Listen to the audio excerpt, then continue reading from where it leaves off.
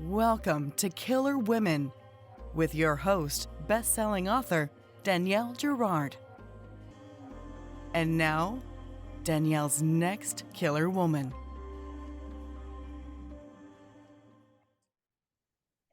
Hello, and welcome to Killer Women Podcast, a proud member of the Authors on the Air global network with more than 4 million listeners.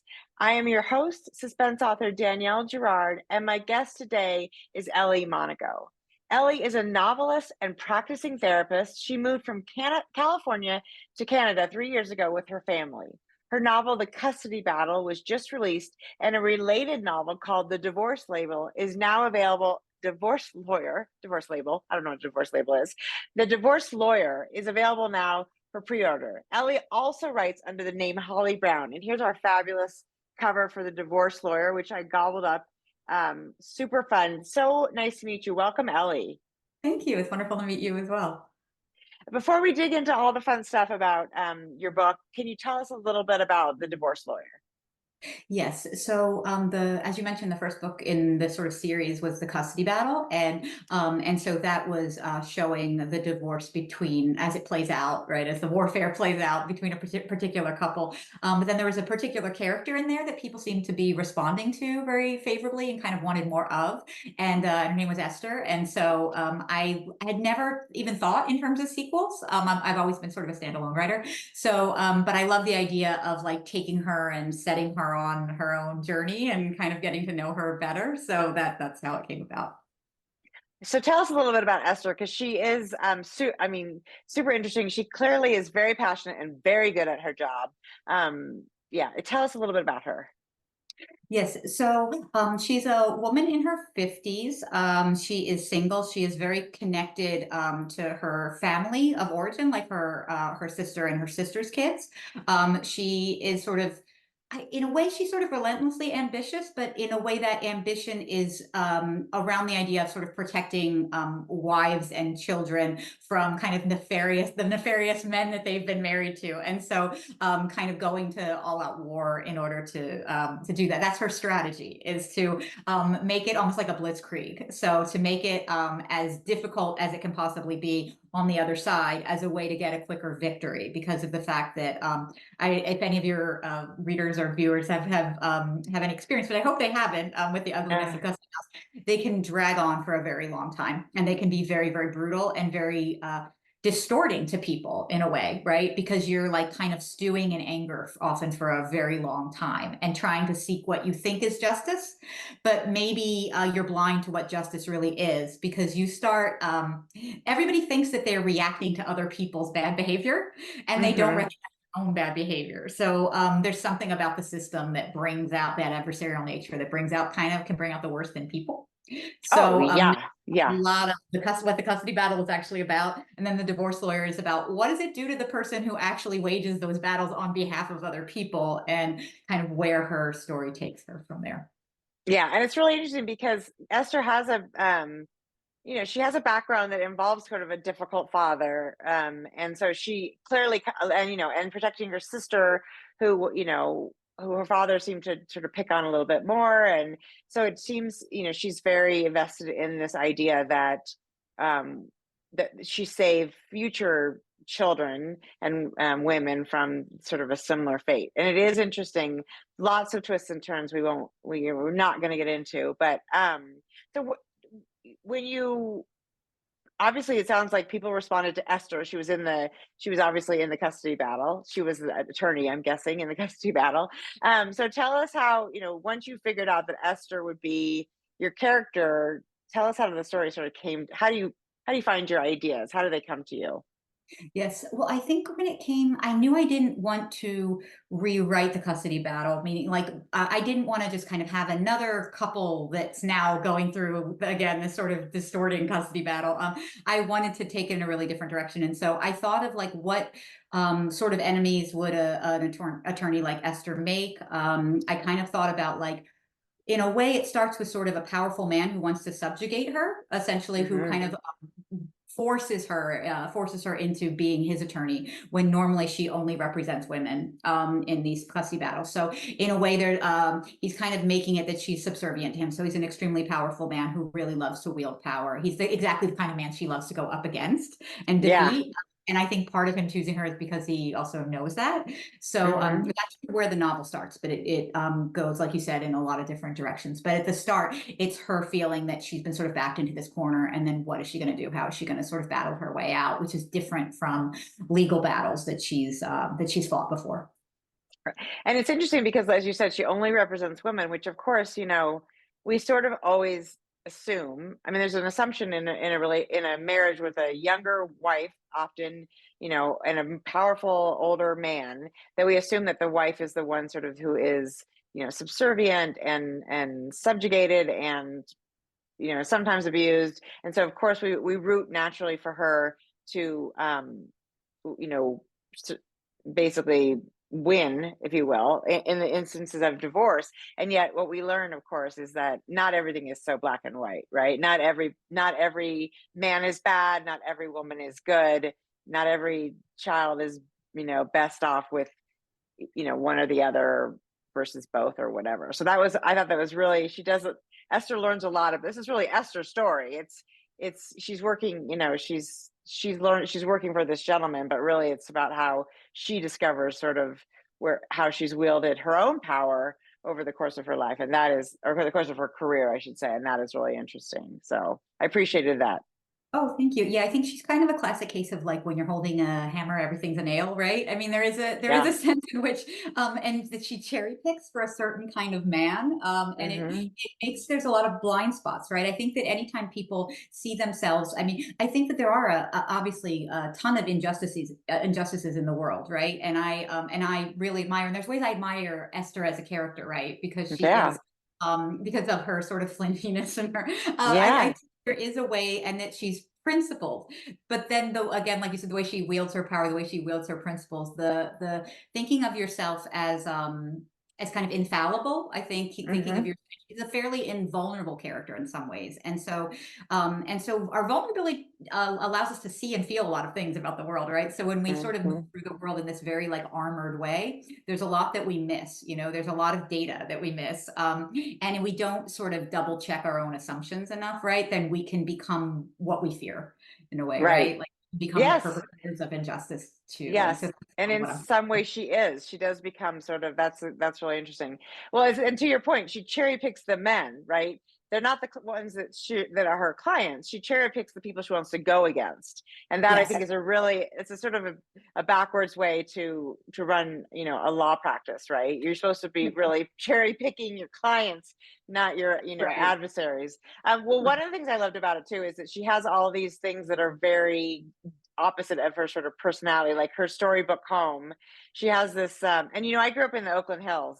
So this is all like, the Berkeley Rose Garden and the tennis courts. And, but she has this fabulously storybook home, which is, like where Hansel and Gretel live, but it's very not what you'd expect for her, when we see that some part of her character, like all of us, she's an absolute, contradiction in lots of little ways, which is really fun.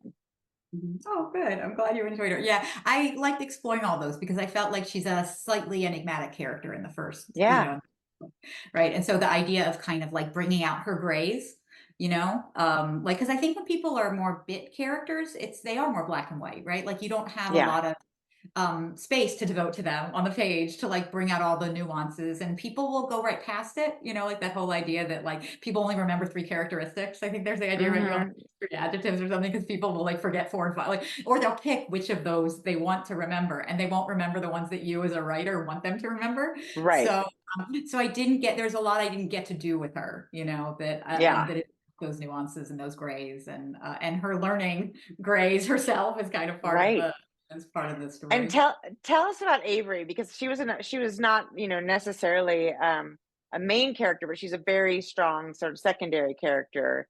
And I think she's another woman that I found really interesting.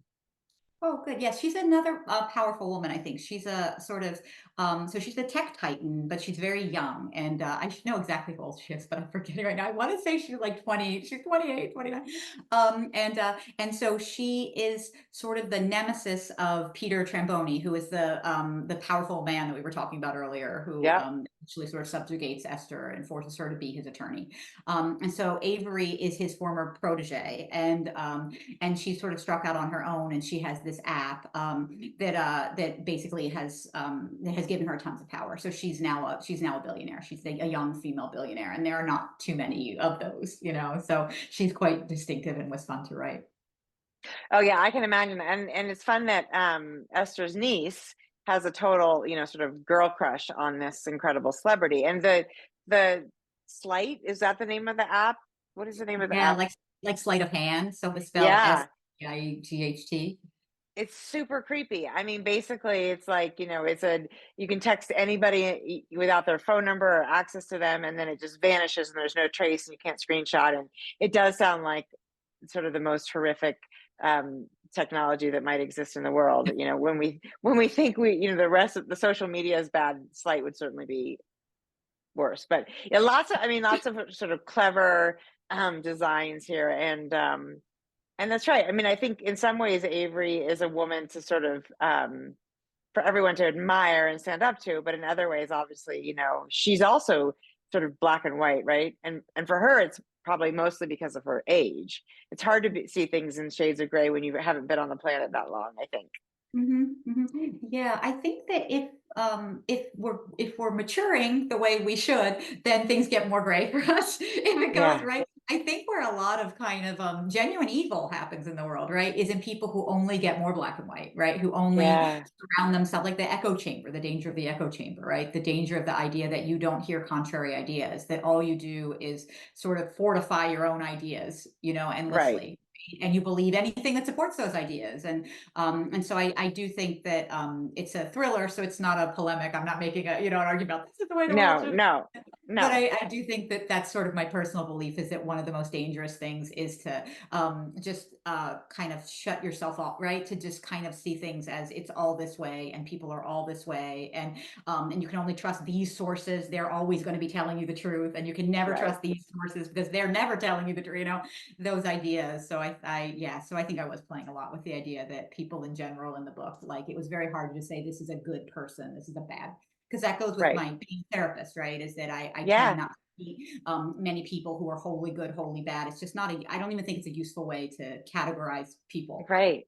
And it doesn't probably exist, right? Nobody is wholly bad. Or I mean, even the worst people we can imagine, I'm sure have some glimmers of light, although sometimes they're hard to see. So tell us about that. From therapy to writing. I mean, obviously you study personalities all the time, right? But what made you do that, make that jump? And how does, obviously you're not putting your clients, your patients in your books. We know that is not the case. But sort of tell us about what you feel like your day job yields to the books. Yes, so I think growing up, I think people know about writing before they know about things like being a therapist, So kind of growing up, I was like, oh, I'm going to be a writer. This is what I'm going to do. And then I started going for my MFA in writing, my Master of Fine Arts in Creative Writing, Hmm. and then at a certain point, just couldn't really imagine. Like, I felt like when I read books, I was always reading them as like craft, It's like, how do they do that, or how do they like? I Yeah, felt it's hard to just read as a reader, and yeah, I sure that I wanted to be as wholly devoted to writing as it takes to like make a go of it as a career and to right. have no backup. It was kind of getting scary in that way too.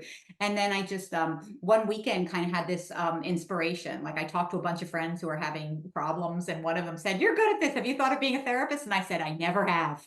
And now I Yeah, will.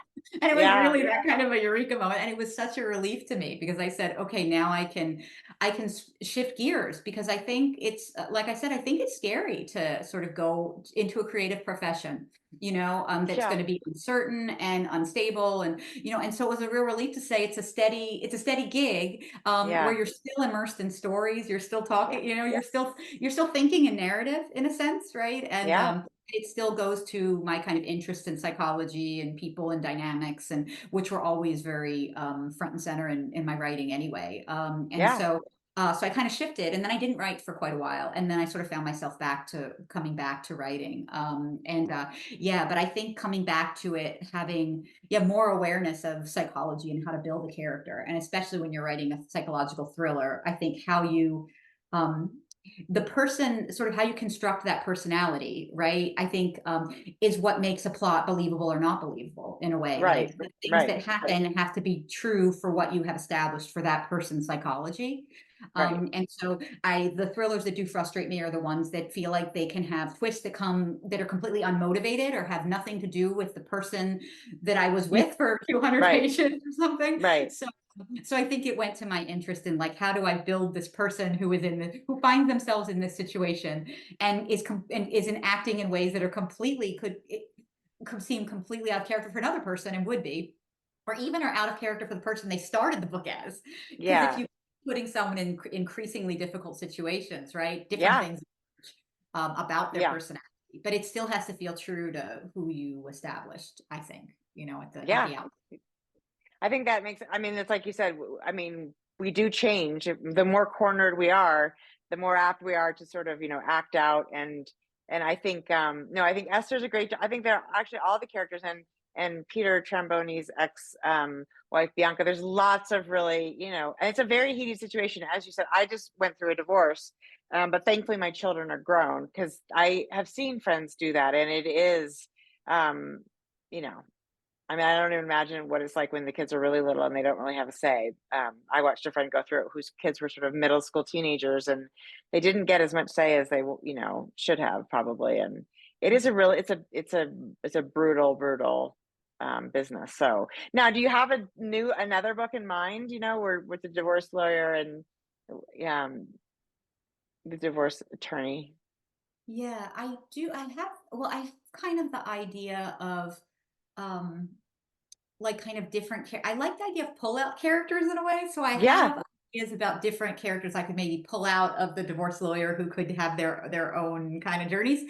And then I do have the idea of, because not to give away kind of where it ends up for Esther, but it's quite different from where it begins. And so the idea of her having to being in completely different settings. And so I have hmm, kind of like 3 or 4 different Esther ideas that I'm supposed to review with my editor at Bookouture and kind of see which one might be most compelling to her and to the team over there. And that's one of the things that's totally. working with them, is that you can kind of, I think if you, this is what I used to do when I had an agent. With Bookouture, I did that deal without an agent, but Hmm, back when I had an agent, I liked the idea that you could run ideas past someone and that you could kind of say, totally. writing, does this, as opposed to, if you don't have an agent, you just write all of, I know some of your, viewers are out there aspiring writers. And when you don't have an agent or aren't inside the machinery, you're just taking your best guess of what people will be interested in buying. So you put Yeah. all the effort into it, and it's not like nonfiction where you can pitch it with, just concepts Hmm. and, right, you have to do the proposal, you have to write the whole book. And so if you kind of wrote an idea that then people don't think is kind of the most sellable idea, you've Yeah. put all the time. So I do really like that I can go to the editor and the team at Bookouture, and like I said, like I used to go to my agent and say, should I like, how do I Right. develop Right. this? Is it a good Right. use of my time, or should I be targeting something else instead? Yeah. So I have standalone ideas as well that I'm going to review That's, with I them. mean, that, I think some of that is about, how adaptable are you as a writer, right? I mean, it sounds like you are highly adaptable. You're somebody who has, like, a lot of ideas. And so it's about like picking the best one. I sometimes feel like I only have one idea, and it's about just like, it's the book I have to write, which I think probably it sounds like I'd rather be in your position. But I'm also just like, that's all, if that's all there is, that's all there is. But So you're quite prolific, so you have one idea at a time, but you actually cumulatively have a lot of ideas. yes. Right? It's Yeah, actually a lot which, of ideas yeah, it's over true. But time. just Yeah. one at a time. I'm like, and Yeah. I have one, I just finished one, I have one that I'm starting, but I have, then I always think, oh, I don't know, that may be the end of it, because I may never have another idea, which I'm sure isn't true, but I feel that way every time, even Yeah. Yeah. 16 published books into it, I'm like, I don't know, I might be done. This might be the last Yeah. one. So, Yeah. um, But and then so I come to mean, you. How does the what's next that? idea how does the next idea tend to come to you? Usually it's just like it's a vision. Like I imagined this very pregnant woman. That's how the surrogate started. And I can't, I mean, there's a very specific scene, but I can't talk about it. But anyway, so I just I don't know. That's sort of, yeah, it's a very random kind of see, although the new book I'm working on was inspired by my husband's, 2.5 year affair with his massage therapist. Super Oh, fun. Yeah. oh So yeah, my ex-husband. But yeah. and he knows I'm writing this book. So but I that isn't normal, obviously. My life is really It's not not dramatic other than this one thing. But they usually come from, I think, like you hear a story, or somebody tells a story, you see something in the newspaper, and somehow you just find yourself spinning the character. Sort of what you talked about with Esther, right? Like Esther feels like she had stories. She Mhm. wasn't the primary character in the book. So for me, it's just one random character. And then I have done series, and I do find series a little easier, right? Because once you've kind of got a person, Mhm. so that's fun. And actually, I think to your point about Esther, she's without divulging anything, she's at the end of the book is in a very different place. And so it's kind of interesting to think about where she might go from here. Yeah, that's why I had 3 or 4 ideas because I thought that, there's a lot of yeah, there are a lot of possibilities. It's a Hmm. space of possibility, and I definitely I don't pitch things that I don't, think I could get into writing, you know what I mean? Like, Oh I feel yeah. like I feel like I could kinda get into all these ideas. I'm like, Hmm. there's things that sort of move me about all of these different ways to go, you know? So I'm, like, happy Yeah. to people kind of advise me and say, "We think this is your strongest," and I'm like, "Okay, then I'll put everything behind that." You know? Totally. And Yeah. then No, if it I goes think well, I can still maybe use one of the others in the future, like yeah. they don't rule each other out, like they did it wasn't like I have to go here and they can only And exist then in it limits, it doesn't funnel you down to one sort of one. Yeah, no, I mean, I think that's a great, I think finding a character that you really relate to is kind of, I mean, I know a lot of people though who just find a plot, it's about this scenario with this person. And the surrogate was sort of that for me. Like I didn't know exactly who those people were. I just imagined a pregnant woman, and then I had to figure out who she was and how she related to the story. But yeah, so maybe mine are more plot driven. I don't really know. Isn't that funny? You should know. I feel like I should know how I come up. I I have no know, I idea. think 'cause there might be different, like you said, different scenarios depending. Because I feel like there's, sometimes I'll come up with the plot, and then I'll think, "Who does the character need to be for this plot to make any sense?" You know, I'll be like, Yes, "I right, wanted to go in this direction, but I wanted to be motivated to go in this direction because otherwise it would be kooky unless I really, figure right. out what person and under what circumstances would this, this particular twist happen or would this, so Yes, you have like a premise and then you have to figure out who does that make sense for? Like right, who fits right. into Because you kind of I hate the sort of like she makes a stupid decision. That's kind of like, and I think we all make stupid decisions. There's no question, but only under certain circumstances, right? Like it's like, what would you do if your children were in danger, or your family, or your home, or your life? Then it's sort of when we get to the sort of the points where we would do, what would otherwise, like on a normal Monday, be a stupid thing to do, right? right. Yeah. So we're not going to take, we're not going to take a gun to the front door unless we've got a good reason. So, Right, right, unless we've established a certain kind of person who would take a gu and then that's a whole different book, right? So I think, yeah. yeah, I think that sometimes if you're going for I think I don't really I was gonna say if you're going for an every woman, but I've always found it difficult to I don't know how to write every woman so that well, like, I don't really understand No. who is she? Like, because there are these books that'll be about people that I kind of feel like they lack definition for me in a way, and I Uh-huh. tend to not like the books, and I think, "Well, why would I write in a vein of a book that I don't like, even Yeah, though no. sometimes I think it goes sometimes I think from a marketing perspective, they like in every woman. Like Esther's very specific, and some people are really gonna not like her. And I sort of understand like she is not likable is not the first word that comes to mind for her, and No, I but knew I that mean, that wasn't an accident. right. I think that's actually, I mean, I feel like there's a huge genre now. In fact, May Cobb's book is called The Unlikable Woman. I think there's a huge, genre of, because I think we like to read people who were like, oh, I might be, I might have messed up all these things, but at least I'm not as bad as this lady. But I also think that even in those unlikable people, we see a grain of truth. And to your point earlier about like, not becoming more black and white, but becoming more gray, and recognizes people, women's humanity in sort of ugly behavior, bad behavior, reactive behavior is powerful, right? I mean, we just realize I mean, when pushed, when pushed in a corner, what would we do? I mean, if you'd asked me 5 years ago if I'd be on a podcast and announce my husband's infidelity, I would have said, no way. Mhm. And now here I am. We talk about it pretty often on Killer Women. So it's and it's also because you know what? There are other women out there who are like Esther, or who have gone through what I've gone through, or and that is it's to hear the sort of like getting to the other side of it is really important, right? And I Yeah. think that's important too. And that's I'm curious about Bianca, who is Peter Tramboni's ex-wife, right? Because she's a person who had obviously a lot of anger. She went through the custody battle, and is coming out the other side. And she's, where is she going to be in 2 years or Mhm. 5 years? Mhm. In fact, Yeah. all his ex-wives, right? He's got like four Right. ex-wives. They're going to Yes. live together in like a red tent community or something. I love that.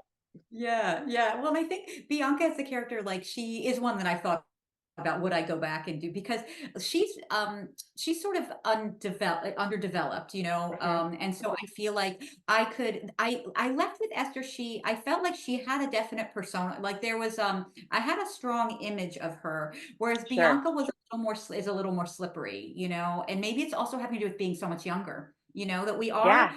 slipperier when we're younger, that there is a way Yeah. that we're not fully formed, right? There's a way that Mm-mm. we can be very inconsistent, that you do often become more consistent as you age. And that could be for better or for worse, For sure. For sure. But Yeah. yeah, but the idea of Bianca, I feel like, yeah, there's a lot of ways I could go with her, and they'd all potentially be true of her. Like they wouldn't be out of character Yes. in a way, No. in the sense that there are Mm-mm. certain things when I started the book, I said there are certain things that would be out of character for Esther right out of the gate based Yeah. on who I had established in the Right. custody, And that's and I think that's important, that her character is consistent or changes because of the circumstances, not like you end one book and she's a totally different person in the next book.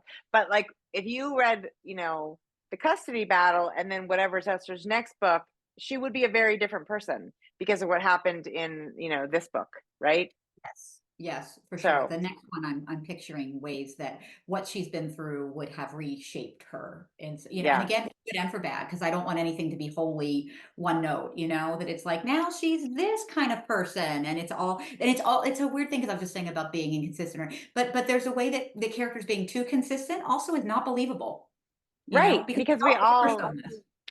because we all also first of all we show ourselves differently than we actually are, right? We always want to Yes, look like we got all of our shit is exactly where it should be. Like I love yeah. this like view you have of my office. If you could see anything below here, you'd be like, what the hell is going on in that room? But right here it all looks very tidy and organized. You don't see my sweatpants and whatever. But so we are not always the same person, even Yes, until we sort of willing to give up to or push to be a little more vulnerable, a little more honest. right. And then obviously certain situations make us ugly, all of Mhm, us. There's no getting around that. mhm, So Bianca, we saw some ugly Bianca. There's probably lots of lovely, Bianca, and Esther she'll still be Esther in the next book, right? She'll still have um mhm, some of her quirks and the way she protects her sister and her family, and mhm. her um and her memories of her, her parents and all that stuff. So it's really fun. It's fun to watch characters develop because Yeah. it's like, oh yeah, look at that. That makes sense and we can change. Yes, I know. And then what's core and doesn't is resistant to change, or like even though you know better, it's still you hold on to a belief that is on some level to be false, right? Yeah. And so because it means so much to you, because you're like, Yeah. I can't, I can only change this much, like the limits of change too. And so Right. for me, like what I want to be core, what I want to be the ongoing struggles, what I want to stay the same, even though it should have changed, what I want to have Right. changed, even though maybe it was better before, so all those sort of Right. the idea of I'm sort of looking for the plot next, and that sounds funny, but like and then figuring out the psychology too. Like in a sense, like I have kind of the three or four plot based ideas, but they would involve different psychologies for her. They would involve For sure. different aspects of her becoming more prominent or things receding, or so depending which plot I go with, it'll in some Yeah. ways to define who she is, like internally, and Yeah. that'll Who be she fun. becomes. Yeah, and who she becomes over the course of that book. Yeah, Right. yeah. Right, which I love. I mean, I think that is really interesting, and I do think it's true of all, it's true of all of us that we do. We change, and like you said, for the better and the worse. And then there's those parts of us that are, probably little children inside us that are, fear based, that cling. No matter how much we know the voices aren't, that smart or reasonable or correct, we just cannot ungrip our fingers from those things that we sort of the deep beliefs.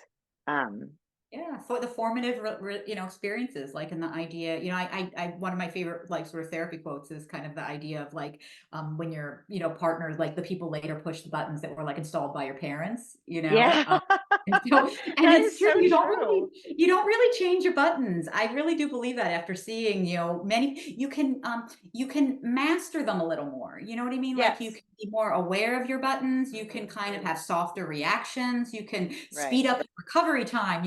There's a lot of things you can do by knowing your buttons, but I don't think that they really, I think they're Yeah, there, I can tell. you know. I mean, absolutely. I could list mine in, in the next minute for sure. They're still there, but I agree Yeah. with you. I think that is interesting, and it is interesting to recognize them because it sure helps to, to be able to process them. But it's something we're all learning, and that is actually why I think I love reading fiction. Is that, to the point that people get more black and white, the sort of echo chamber effect, and they live in their, and if you read enough sort of broad fiction from different points of view in different parts of the world and different, peoples, it can be such an incredible opportunity to be like, oh, that assumption I had was for Mhm, 50 years is totally wrong, and I never mhm. thought of it that way. And I just think, that is sort of the power of what we do. Right, right, like a form of travel.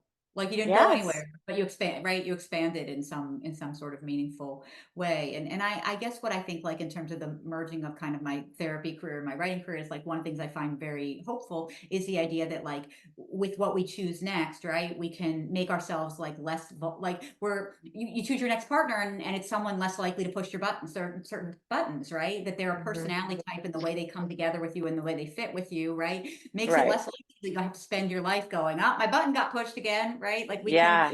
choose situations that are more advantageous for us, right? In Yep. some way. Like we have that Yeah. power to sort of We make our have that power. I know we have that power. If we're smart enough to yield it, we definitely have it. So I agree with you. This was so fun. I feel like I could. How do I book my next session? I want to show the beautiful cover again. The divorce lawyer. I Good. love that, Ellie. Um, and it was so fun to get a chance to talk to you today. Thank you so much for You joining me. too. It was a great conversation. Thank you so much for having me. I really appreciate it.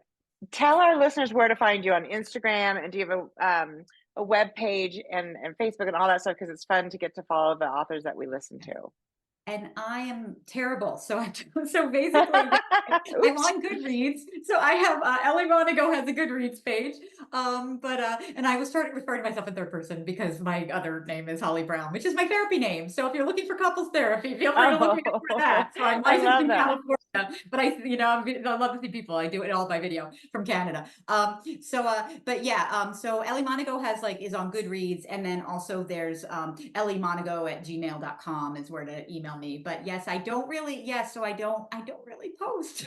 I really don't. You're I'm not, yeah, no. Well, actually, probably the sorry. smartest amongst us to not be sucked down by the social media. Well, sounds like we can find you through any of the book sites as Ellie Monago or as Holly Brown. Yes. You're around, and you have, sounds like, quite a few books. How many books total? So it's four under Holly Brown, and then it's four under Ellie Monago because I have two that are came out from Lake Union's Amazon Publishing, and those are Yeah. called Neighborly and Confidential. So those are my first two Ellie books, and then and then Custody Battle and The Divorce Lawyer are for Bookouture from Bookouture, and so so those are my most recent as Ellie. And we can sort it all out, I'm sure, on any of the big book pages. It's really exciting. Yes. Well, Yes. Ellie, thank you again for being Thank here. you. Yes. Everybody, thank you for joining Killer Women today with Ellie Monago, and we will see you next time. Bye. Bye. Thank you.